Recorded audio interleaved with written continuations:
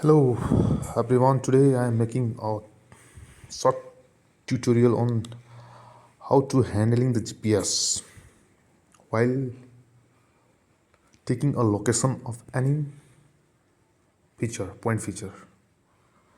And this is usually the GPS is usually used for taking the location lat long or XY coordinate of any point feature and even the boundary survey of any forest patches. Thus GPS means global positioning system which gives the exact location of any feature. अब यो जिपिएसले चाहिँ हाम्रो विशेष गरी हाम्रो नेपालको वन क्षेत्रमा चाहिँ सामुदायिक वन भयो होइन, राष्ट्रिय वन भयो, जुनसुकै पनि बाउन्ड्री सर्वे गर्दाखेरि यो पोइन्ट चाहिँ मार्किङ गर्दै जानुपर्ने भयो। प्रत्येक यो बाउन्ड्री सिमानामा होइन स्थानीय उपभोक्ताहरू हुन्छन्, उपभोक्ताहरूसँग गएर उहाँहरूकै लोकेसन भन्ने ठाउँमा ट्याक्कै मार्क गर्दै जानुपर्ने भयो र मार्क गरिसकेपछि हाम्रो बाउन्ड्री क्लोज बाउन्ड्री जहाँ जहाँ छ त्यो पुरै घुमेर कम्प्लिट भयो भने त्यो बाउन्ड्री सर्वे हुने भयो। अनि त्यसपछि बाउन्ड्री सर्वेकै आधारमा चाहिँ हामीले त्यो बाउन्ड्रीभित्र चाहिँ कुन कुन ठाउँमा चाहिँ इन्भेन्ट्री पोइन्ट लग्ने त होइन, कतिवटा पर्छन् इन्भेन्ट्री पोइन्टहरू, त्यो पोइन्ट यो जिपिएसमा राखेर त्यो पोइन्ट चाहिँ कसरी सर्च गर्ने भन्ने कुराहरू चाहिँ I will explain in this video. So please be patient and watch the video till end. Now I am going to explain the every button of this GPS. यसको नाम चाहिँ GPS म्याप सिटी भइहाल्छ होइन। अब यसमा enter button छ, यो out button होइन, क्विट मार्क बटन। सर्वप्रथम त हामीले अब यसमा यो कसरी यसमा यो चाहिँ ब्याट्री सिस्टमबाट चल्छ। यो A4 डबल ए वाला साइजको ब्याट्री हुन्छ होइन। यसलाई अब कसरी खोल्ने भनेर म त्यो तपाईँहरूलाई देखाउन चाहन्छु है। यो जिपिएस होइन, यसलाई चाहिँ सर्वप्रथम यो ब्याट्री चाहिँ फुल छ कि छैन भनेर हामीले चेक गर्नु पऱ्यो फर्स्टमा होइन, अथवा ब्याट्री छ कि छैन यसमा के छ। यसको खोल्ने चाहिँ पिन बटन छ सानो, यो पिनलाई चाहिँ यसो एन्टी क्लकवाइज रोटेट गरेर नै यस्तो हुन्छ, स्ट्रेट हुन्छ। स्ट्रेट भयो भने अनि त्यसपछि यसलाई टक्क उठाउने माथि उठायो भने अनि खोल्ने होइन। यसमा ब्याट्री दुईवटा ब्याट्री लाग्छ होइन। अब जेनरली यसमा चाहिँ अल्कलाइन ब्याट्री राख्नुपर्छ, किन भन्दाखेरि यो यो यो जिपिएसको लागि चाहिँ यसले चाहिँ यसको ड्युरेबिलिटी बढी हुन्छ। यो अलिक महँगो नि पर्छ अरू सामान्य भन्दा। यो चाहिँ सामान्य ब्याट्री यो घडी सडीमा हाल्न चाहन्छ, यो चाहिँ एक डेढ भन्दा बढी चल्दैन यो। त्यही भएर हामीले चाहिँ यसलाई प्रिफर गर्छौँ यो जिपिएसको लागि। अब यसलाई पनि प्लस माइनस मिलाएर हाल्नुपर्छ, नभए यो अन अफ हुन्न क्या।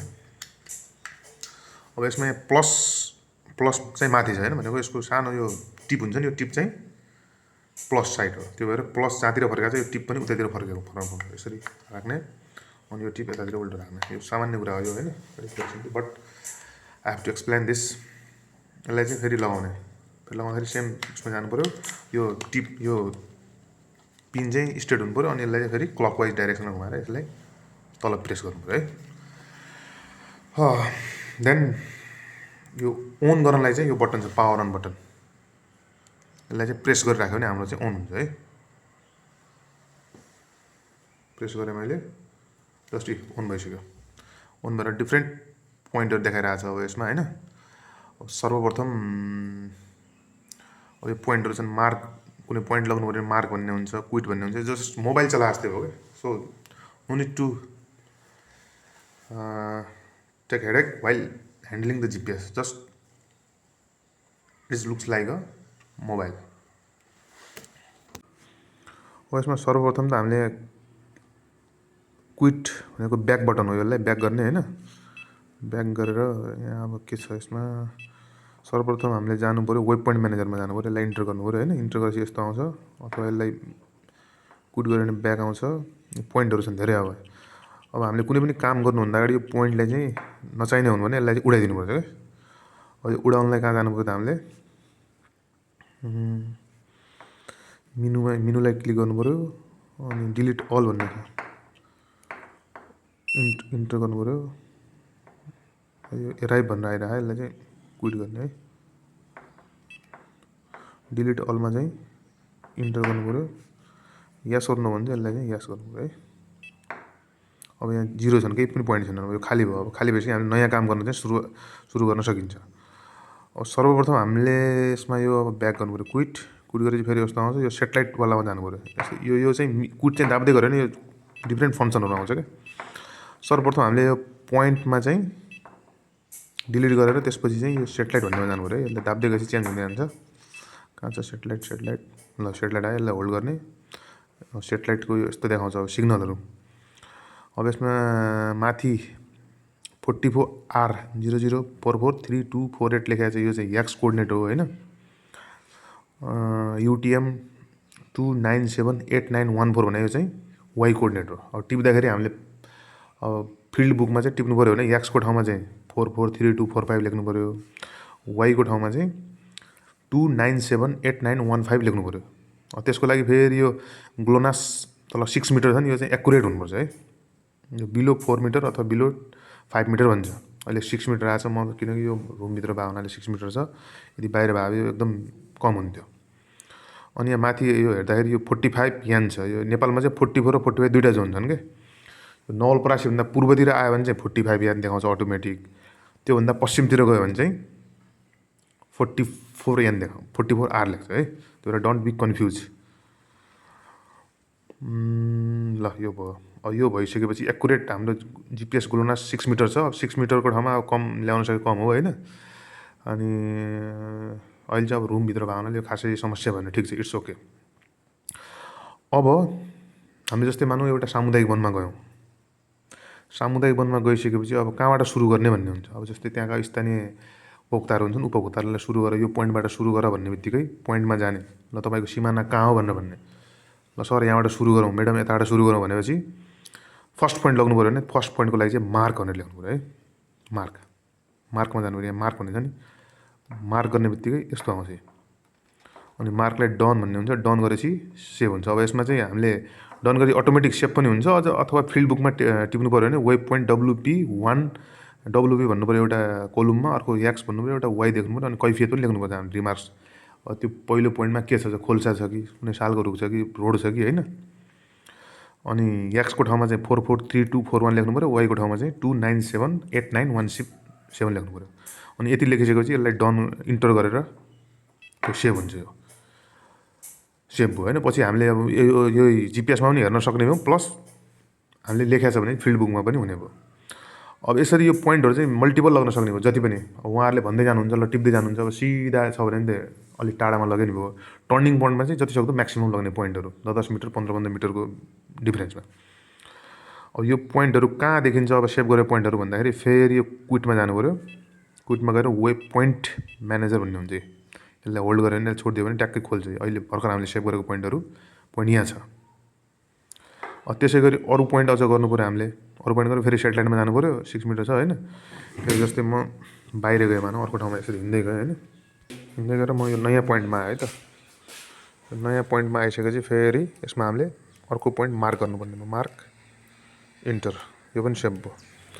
फेरि अलि अगाडि गएँ, फेरि मार्क गरेँ, फेरि इन्टर, डन भयो। यसरी अब जति सकिन्छ हाम्रो त्यो क्लोज, त्यो बााउन्ड्री क्लोज नहुँदासम्म लगिराख्नुपर्ने भयो, लगिराख्नुपर्ने भयो। प्लस यो अनि के भन्छ, सेभ गर्दै बााउन्ड्री चाहिँ क्लोज नहुँदासम्म हामीले पोइन्टहरू लग्नुपर्ने भयो है। यसरी अब लग्यो भने हामीले पोइन्टहरू लग्दै जानुपर्ने भयो होइन। त्यसमा चाहिँ हाम्रो बााउन्ड्री सर्वे चाहिँ कम्प्लिट हुन्छ है। अब यो भिडियोमा चाहिँ हाम्रो अब चाहिँ के पार्ट भन्दाखेरि हामीले स्याम्पल प्लट चाहिँ यो बााउन्ड्री सर्वे गरिसकेपछि स्याम्पल प्लट चाहिँ यसमा हाल्छौँ। अब यसमा हाल्ने तरिका दुईवटा छन्। एउटा चाहिँ सिधै डाइरेक्ट, अब मेरो यसमा दुईवटा तरिका छन्। एउटा चाहिँ डाइरेक्ट GPSबाट यो के भन्छ डाटा केबल युज गरेर सिधै जति 50वटा स्याम्पल प्लट छन् भने सिधै हामीले ज्याकबाट हाल्न मिल्छ होइन। अर्को तरिका भनेको म्यानुअली पनि हाल्न मिल्छ। जस्तै मानौँ म्यानुअली हाल्नु पऱ्यो भने चाहिँ हामीले जुन अब सेभ गरेको पोइन्ट हुन्छ नि, वेब पोइन्टहरू, त्यसमा जानु पऱ्यो फर्स्टमा। जस्तै है मार्कमा गएर, मार्क हुन्छ यो, मार्क भन्दा नि यो क्विटमा गएर वेब पोइन्ट म्यानेजरमा जानु पऱ्यो होइन। ल जस्तै मानौँ यो 2 भनेको एउटा, यसलाई एडिट गरौँ है। यसलाई इन्टर गर्नु पऱ्यो।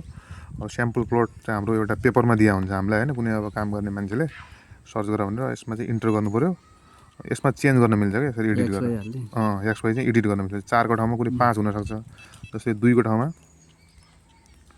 3 पनि हुनसक्छ होइन अनि यो यसरी तल गयो युटिएममा फेरि यो माथिको चाहिँ एक्स कोअर्डिनेट हो यो वाइ हो होइन वाइमा पनि चेन्ज गऱ्यो भने जस्तै 2 को ठाउँमा 9 हुनसक्छ यसरी डन भयो यो चेन्ज यसरी म्यानुअली पनि एडिट गर्न मिल्छ क्या जस्तै मान यसलाई चाहिँ हामीले नाम दिन सकिने भयो यो एसपी यसरी यसरी ठ्याक्कै मोबाइल चला जस्तै हो क्या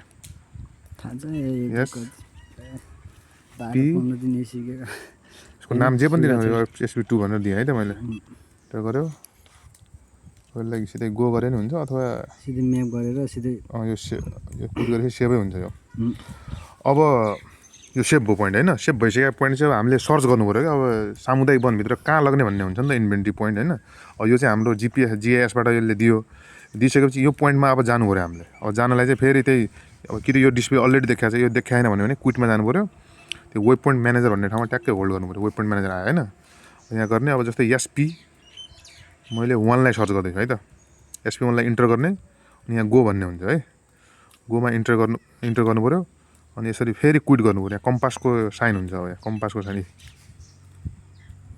अब देखाउँछ ट्याक्कै 16 मिटर नर्थ इस्ट जानु पऱ्यो यतातिर जानु पऱ्यो यो साइडतिर यसरी यसरी जानु पऱ्यो अब मैले यसरी हिँड्दै गएँ होइन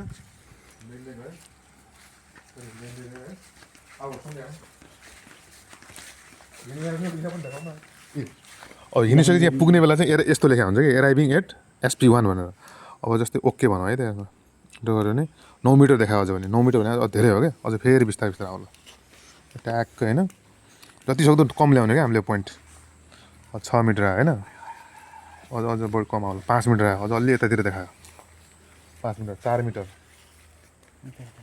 3 मिटर हो यो 4 मिटरभन्दा कम त धेरै राम्रो हो क्या अब यो आइसकेपछि यो पोइन्टमा चाहिँ जस्तो यो छ नि पोइन्ट सबको यो पोइन्टमा चाहिँ हामीले सेन्टर मान्नुपर्ने हो क्या यसले सेन्टर मान्नुपर्ने हो अब इन्भेन्ट्रीमा के हुन्छ भन्दाखेरि हामीले एक त रुखहरूको बारेमा नाप्नुपर्छ होइन रुख अनि पोल अनि लात्रा भन्छ होइन अनि अर्को बल्लाबल्ली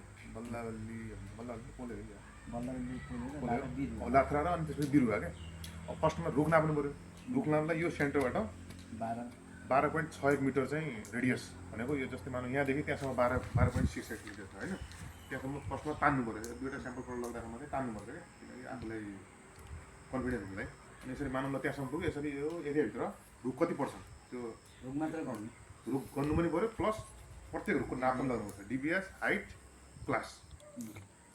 क्लासको लागि त अब खालि अब अब्जर्भेसन राम्रो पुग्छ भने ए क्लास भन्ने हो होइन जस्तै पुरानो पहिला चाहिँ 6 फिटका 3टा आयो भने चाहिँ ए ग्रेड भन्छन् पुरानो सिस्टमबाट है अहिले फेरि अहिले चेन्ज भएको छ तर त्यो अहिले चेन्ज भएको त सकिन्न क्या 70% 40% भन्छ उयो पुरानैबाट हामीले गर्ने अनि प्रत्येक रुखलाई चाहिँ हाइट र डायमिटर नाप्नु पऱ्यो हाइट इन्स्ट्रुमेन्ट छ भने हाइट इन्स्ट्रुमेन्टले नाप्नु पऱ्यो होइन यदि इन्स्ट्रुमेन्ट छैन भने अर्कोले इन्स्ट्रुमेन्ट छन् अब सालको छ भने बढीमा 25-24 मिटर हुन्छ होइन अनि अरू त यही अब सूर्य घामको लागि त धेरै हुन्न 18-20 मिटर आउनु रुखको सबै थियो ल मानव 10वटा रुख आयो 10वटा रुख नाप्नुपर्छ है टोटल काउन्ट अनि त्यसपछि पोलको लागि चाहिँ त्यो नेपालीमा बल्लाले हुन्छ इङ्ग्लिसमा पोल होइन पोलको लागि चाहिँ कति 5 पोइन्ट कति मिटर छ है त्यो इन्भेन्ट्री गाइडलाइनमा हेर्नुपर्छ मलाई ठ्याक्कै याद भएन 5 पोइन्ट त्यति मिटरभित्र अब कतिवटा पोल छ नि त 5.69 हो क्या त्यो 5.69 को रेडियसमा चाहिँ कतिवटा छ नि त हाम्रो त्यो गर्नु पऱ्यो प्लस तिनीहरू पनि डायमिटर नाप्नु पऱ्यो है डायमिटर क्लास पनि नाप्नु पऱ्यो क्लास त उसरी राम्रै हुन्छ पोलहरू चाहिँ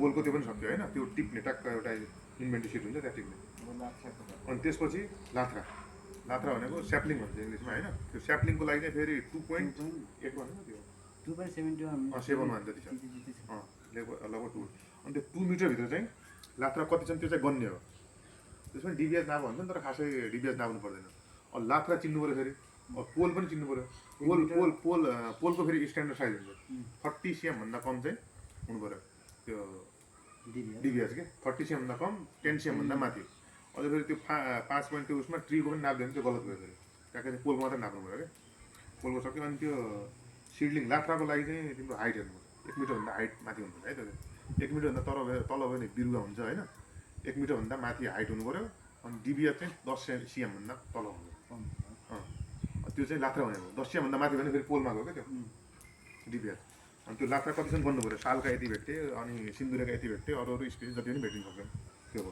अनि त्यसपछि काम हाम्रो अर्को के बाहिर बिरुवाको लागि चाहिँ 1 पोइन्ट कति हो, 1 मिटर अब 1.5 मिटरको, अब 1.5 मिटर यति नै पर्छ।